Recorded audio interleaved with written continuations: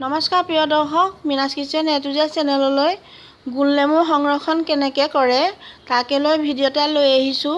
আহকচোন যাওঁ ভিডিঅ'টিৰ মাজলৈ। এই গোলনেমু সংৰক্ষণ কৰা পদ্ধতিটো মই কেনেকৈ তৈয়াৰ কৰিলোঁ। গোলনেমুখিনি ভালকৈ ধুই ল'ব লাগিব আৰু এয়া ধুই লোৱা হৈছে।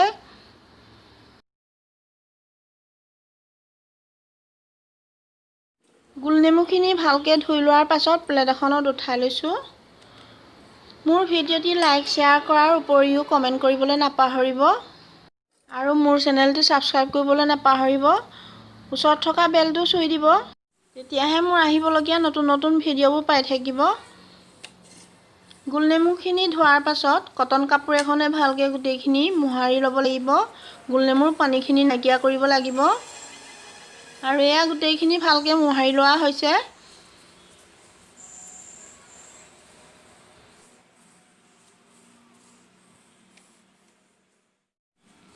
কাপোৰেৰে মোহাৰি নল'লেও ৰ'দত 1 ঘণ্টা দিব লাগে। পানীৰ ভাৱটো নাইকিয়া হ'লে বেছি ভাল হয়, তেতিয়া ভেঁকুৰি নাযায়। গোলনেমুখিনি চুৰি এখনেৰে দুফাল দুফাল কৰি লৈছোঁ। গোটাকৈ দিলেও হয়, দুফাল কৰিলে বেছি ভাল হয়, উলিয়াই উলিয়াই খাবলৈ ভাল হয় আৰু ভিতৰলৈকে নিমখখিনি সোমাই যাব। গোটেই গোলনেমুখিনি ফালি লোৱা হৈ গৈছে। গোটেইখিনি এনেদৰে ফালি ল'লোঁ আৰু এয়া নিমখ লৈছোঁ লগত। চিজাৰ বৈয়ামটো ভালকৈ ধুই লৈ ৰ'দত দিয়া হৈছে।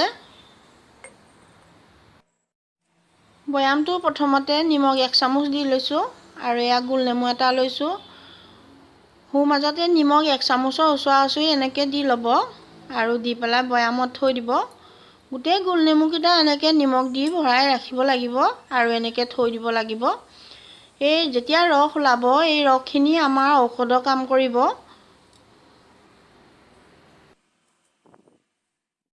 গোটেইকেইটা গোলনেমুত নিমখ ভৰাই হৈ গৈছে আৰু এনেকৈ ৰাখিব আৰু ওপৰত আৰু অলপ নিমখ দি দিছোঁ আৰু এতিয়া ঢাকনিখন মাৰি থৈ দিছোঁ। এনেকৈ দি কেইদিনমান ৰদাই থাকিব লাগিব, তেতিয়া নিজে নিজে ৰস ওলাব। সেই ৰসখিনিয়ে আমাৰ ঔষধৰ কাম কৰিব। যেতিয়া আমাৰ পেটৰ অসুখ হয়, তেতিয়া এই ৰসখিনিয়ে আমাৰ ঔষধৰ কাম কৰিব। আৰু এয়া গোলনেমুখিনি আমি ৰ'দত দিব পৰা হৈ গৈছে। গোলনেমু সংৰক্ষণ এনেকৈ কৰে, তেতিয়া আমাৰ বহুত বছৰলৈকে ভালে থাকে আৰু যিমান পুৰণা হয় এই ৰসখিনি আমাৰ ইমানেই ভাল কাম কৰে। পেটৰ অসুখ হ'লে এই ৰসখিনি আমি ব্যৱহাৰ কৰিব পাৰোঁ, স্বাস্থ্যৰ কাৰণে বৰ ভাল। গোলনেমুখিনি 20 দিনমান হ'ল ৰদাই থোৱা। এয়া ৰস ওলাবলৈ আৰম্ভ কৰিছে আৰু ৰস ওলাব। যিমান পুৰণা হ'ব ইমান ৰস ওলাব। এই ৰসখিনি আমাৰ ঔষধৰ কাম কৰিব। যেতিয়া আমাৰ ডিচেণ্টৰী হয়, তেতিয়া আমি ইয়াৰ 1 চামুচ খালী পেটত খাব। দিনটোত 3 বাৰ খাব আৰু 3 দিন ব্যৱহাৰ কৰি চাওক। প্ৰমাণিত ঔষধ, আপোনাৰ পেটৰ অসুখ একেবাৰে নাইকিয়া হ'ব।